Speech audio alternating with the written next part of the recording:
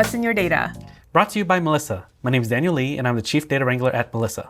My name is Anna Chong, and I'm a software engineer team lead here at Melissa. But how do we know How do we know what? that you are who you say you are? Because I told you. So that's it? I'm supposed to believe you? Yeah. How do I verify your identity? Well, then I think we're talking about, Do you have anything with you with your name on it? Maybe your title? yeah, I have my business card. Well, let's see that. Let's see that. It's been verified Okay, manually, manually. right? But anyone can print a business card. Yeah, I printed one up and I said something. But How do we know? How do we know? What if you're faking? Yeah. Well, I guess you could call the phone number. Okay.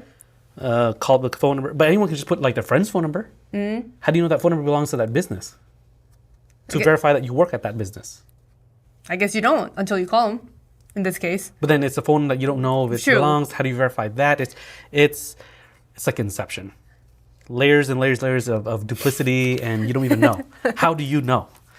So you get what we're talking about? Is this our topic for today? I think so. Let's talk about that. All right. So, well, you like acronyms. So what is this episode's acronym? eIDV. Okay, well, but like in letters, right? eIDV. What does that stand for? Electronic Identity Verification. eIDV.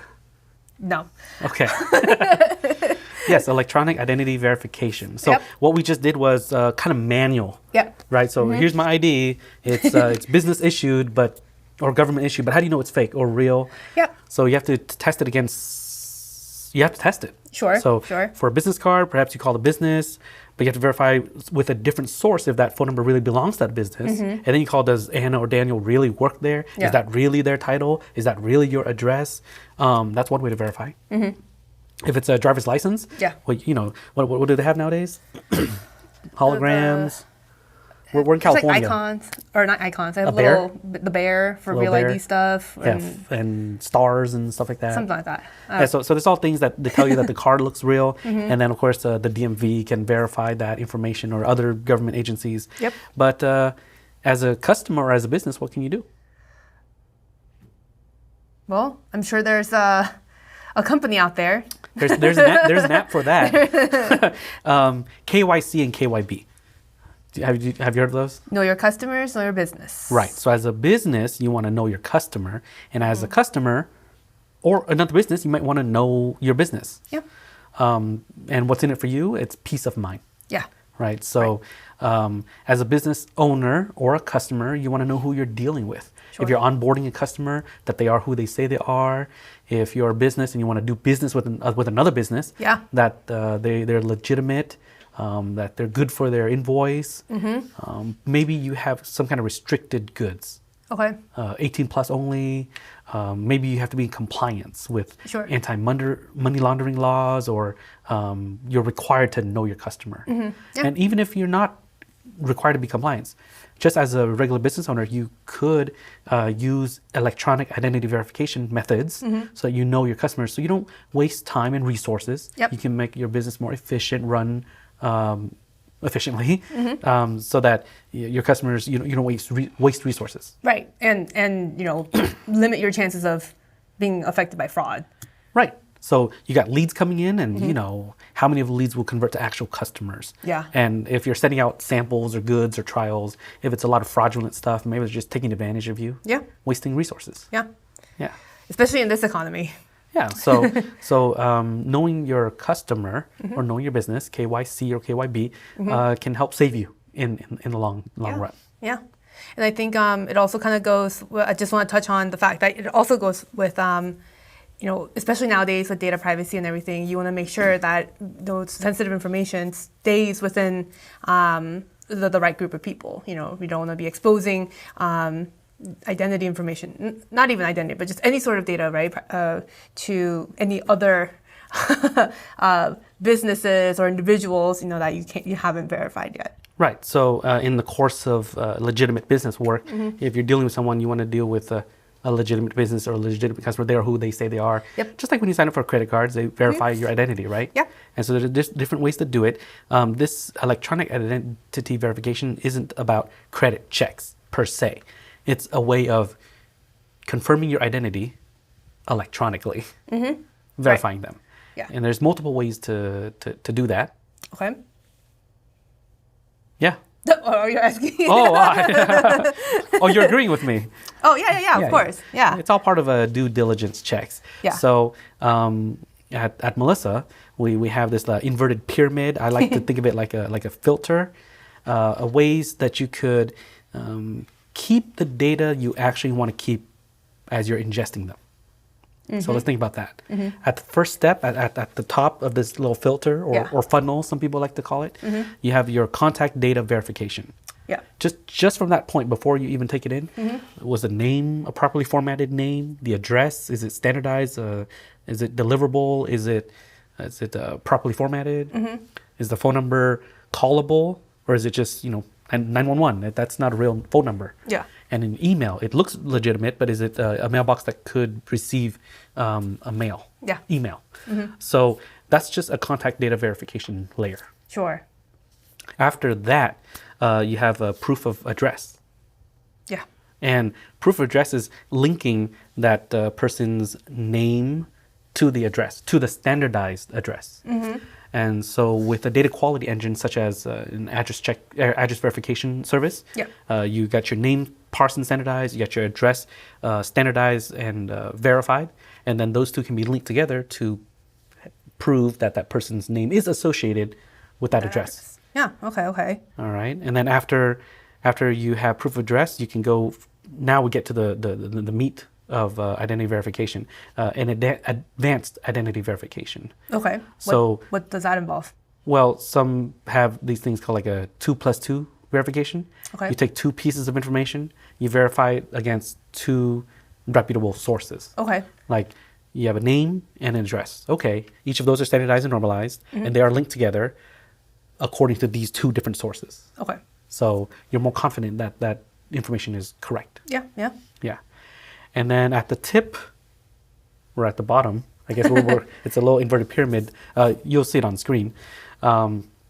Is watch list screening.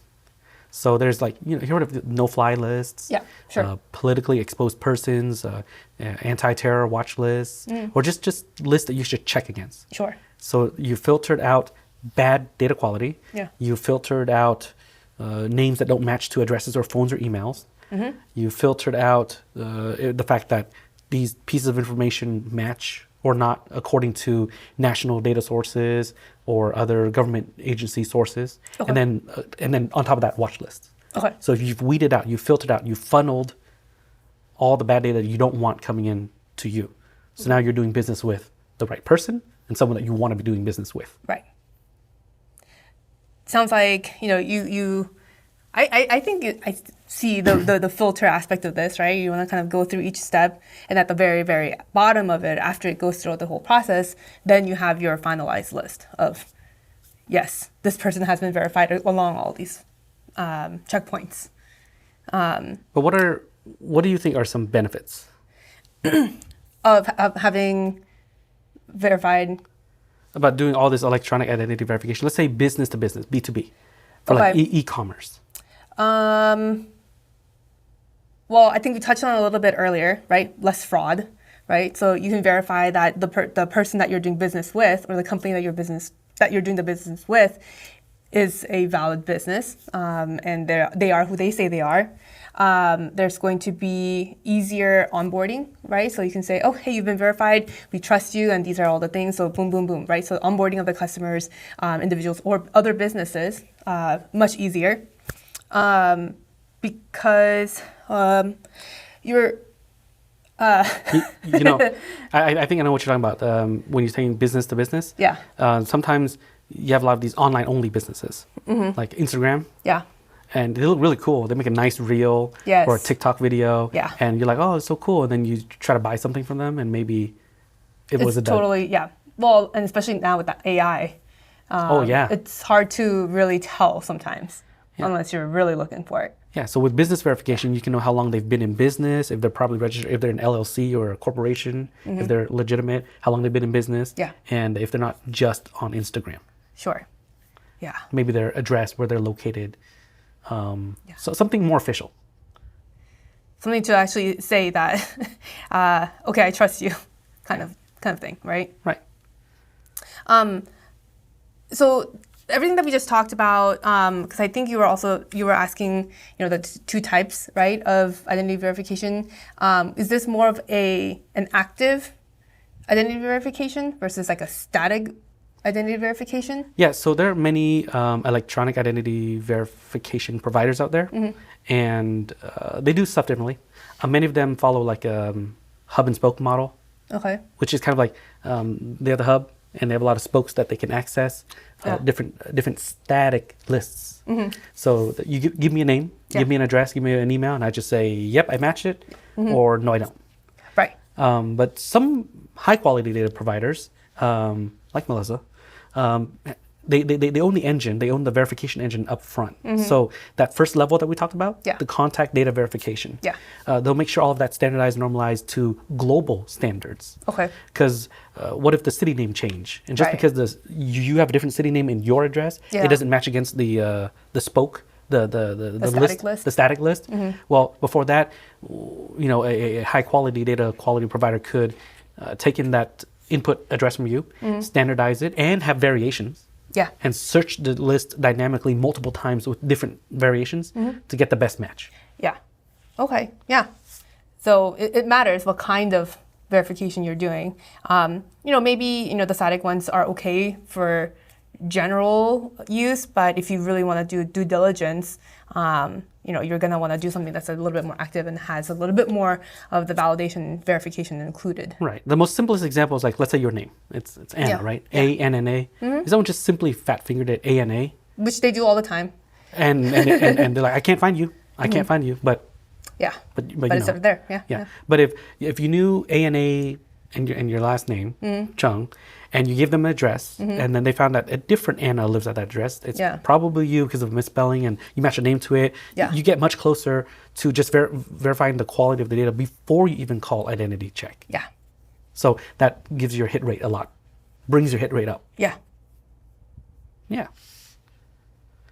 And globally, I mean, we're familiar talking about the U.S. standards, but globally, I don't know all the standards in around the world. So global data quality providers will take care of that for you. Yep.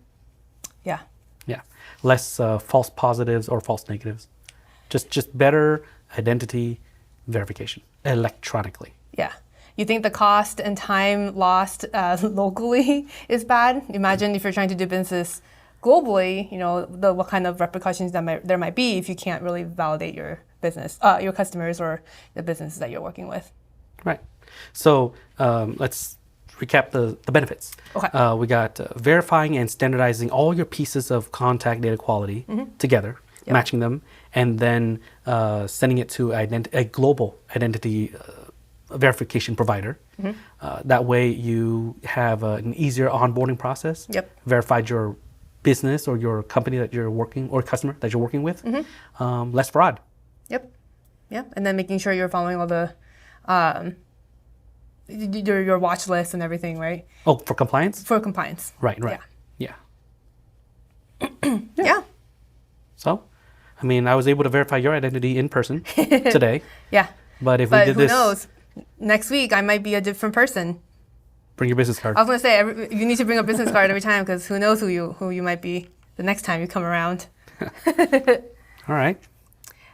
Well, I think that wraps it up for this episode. So thank you everybody for joining. If you like this type of content, please like and subscribe so you can be notified when we have new videos up and that we can reach more viewers with similar interests such as yourself.